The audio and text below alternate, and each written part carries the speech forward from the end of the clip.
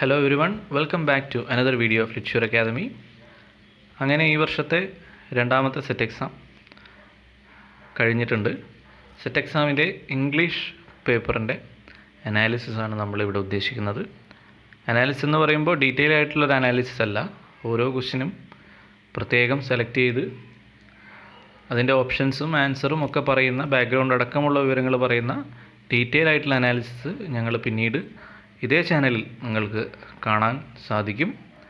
അപ്പോൾ ഇപ്പോൾ നമ്മൾ ചെയ്യുന്നത് കഴിഞ്ഞ മണിക്കൂറുകൾക്ക് മുമ്പ് നടന്ന സെറ്റ് എക്സാമിൻ്റെ ക്വസ്റ്റ്യൻ പേപ്പർ വെച്ചിട്ട്, അതുപോലെ ഞങ്ങളുടെ വിദ്യാർത്ഥികളുടെ പ്രതികരണങ്ങൾ വെച്ചിട്ടും അതിൻ്റെ ഒരു ആദ്യത്തെ റിവ്യൂ എന്ന രീതിയിൽ മാത്രമാണ് ഇവിടെ ഉദ്ദേശിക്കുന്നത്.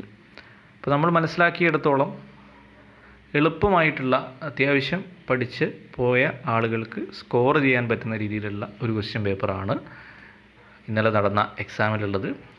വളരെ ബുദ്ധിമുട്ടേറിയ, പരിചിതമല്ലാത്ത ഏരിയാസിൽ നിന്നുള്ള ചോദ്യങ്ങളൊന്നും അധികം വന്നിട്ടില്ല. മറിച്ച് വളരെ പരിചിതമായിട്ടുള്ള, പോസ്റ്റ് ഗ്രാജുവേഷൻ ഇംഗ്ലീഷ് സാഹിത്യത്തിൽ ചെയ്തിട്ടുള്ള ഒരു കുട്ടിയെ സംബന്ധിച്ചിടത്തോളം കേട്ട് പരിചയമുള്ള പേരുകളിലൂടെയും ടെക്സ്റ്റുകളിലൂടെയും ഒക്കെ തന്നെയാണ് ഈ ക്വസ്റ്റ്യൻ പേപ്പർ പോയിട്ടുള്ളത്.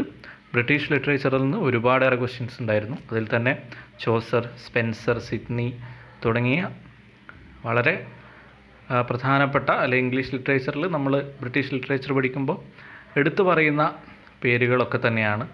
അവരിൽ നിന്നൊക്കെ എളുപ്പത്തിൽ നമുക്ക് ആൻസർ ചെയ്യാൻ പറ്റുന്ന രീതിയിലുള്ള ക്വസ്റ്റ്യൻസ് വന്നിട്ടുണ്ട്. സ്വാഭാവികമായിട്ടും സെറ്റ് എക്സാമിനെ സീരിയസ് ആയി കാണുന്ന ഒരു വിദ്യാർത്ഥി ഈ പറയുന്ന പേരുകളും അവരുമായി ബന്ധപ്പെട്ട വർക്ക്സുമൊക്കെ നന്നായി പഠിച്ചിട്ടുണ്ടാവുമല്ലോ. അപ്പോൾ അത്തരത്തിൽ പരിചിതമായിട്ടുള്ള വഴികളിലൂടെയൊക്കെ തന്നെയാണ് ഈ ക്വസ്റ്റ്യൻ പേപ്പർ പോയിട്ടുള്ളത്. പിന്നെ മറ്റൊരു കാര്യം എന്ന് പറയുന്നത്, ക്വസ്റ്റ്യൻ പേപ്പറിൽ വളരെ വൈവിധ്യമുള്ള ചോദ്യ രീതികൾ ഉൾപ്പെട്ടിട്ടുണ്ട്. നമ്മൾ ആദ്യമായിട്ട് കാണുന്ന ചോദ്യ രീതിയൊന്നുമല്ല, കഴിഞ്ഞ വർഷങ്ങളായി ചോദിച്ചു വരുന്ന ചോദ്യ പേപ്പറുകളുടെ ഒരു തുടർച്ച തന്നെയാണ്. എന്നാൽ പോലും ഒരു വൈവിധ്യം ചോദ്യ പേപ്പറിൽ കാണാൻ വേണ്ടി പറ്റും.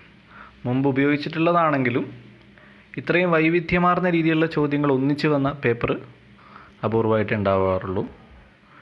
ഉദാഹരണത്തിന്, ഒരു ടെക്സ്റ്റിൻ്റെ നറേറ്ററിനെ പറ്റിയിട്ടുള്ള ചോദ്യം ചോദിക്കുക, അല്ലെങ്കിൽ ഒരു ടെക്സ്റ്റിൻ്റെ ബിഗിനിങ് തന്നിട്ട് ഇത് ഏത് ടെക്സ്റ്റിലാണ്, ഒരു ടെക്സ്റ്റിൻ്റെ എൻഡിങ് തന്നിട്ട് ഏത് ടെക്സ്റ്റാണ് ഇങ്ങനെ എൻഡ് ചെയ്യുന്നത്, അല്ലെങ്കിൽ ക്യാരക്ടറിൻ്റെ ഡയലോഗ്, അത്തരത്തിൽ ഒരുപാടേറെ വ്യത്യസ്തത നിറഞ്ഞ ചോദ്യങ്ങൾ ഇതിനകത്തുണ്ടായിരുന്നു. സ്റ്റേറ്റ്മെൻറ്റ് ക്വസ്റ്റ്യൻസ് ഉണ്ടായിരുന്നു, ടേബിൾ ബേസ് ചെയ്തിട്ടുള്ള ക്വസ്റ്റ്യൻസ് ഉണ്ടായിരുന്നു.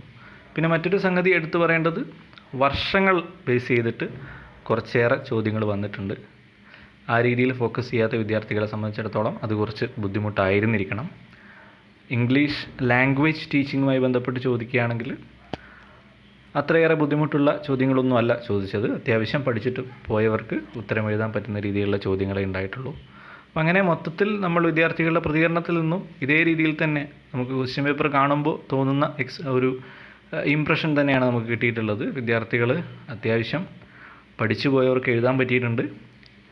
എഴുതാൻ പറ്റാതെ പോയവർ ഞങ്ങൾക്ക് ഒന്നുകൂടി ഒന്ന് ശ്രമിച്ചിരുന്നെങ്കിൽ ചിലപ്പോൾ ക്ലിയറായി പോയേനെ എന്ന അഭിപ്രായമാണ് പങ്കുവച്ചിട്ടുള്ളത്.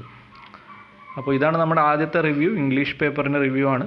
ജനറൽ പേപ്പറിൻ്റെ റിവ്യൂവും ഇതേ ചാനലിൽ നിങ്ങൾക്ക് കാണാൻ സാധിക്കും. താല്പര്യമുള്ളവർ അത് കണ്ടു നോക്കുക. നിങ്ങളുടെ അഭിപ്രായങ്ങൾ, സംശയങ്ങൾ ഒക്കെ രേഖപ്പെടുത്താനായി കമൻറ്റ് ബോക്സ് ഉപയോഗിക്കുക. മറ്റൊരു വീഡിയോയുമായി വീണ്ടും കാണാം.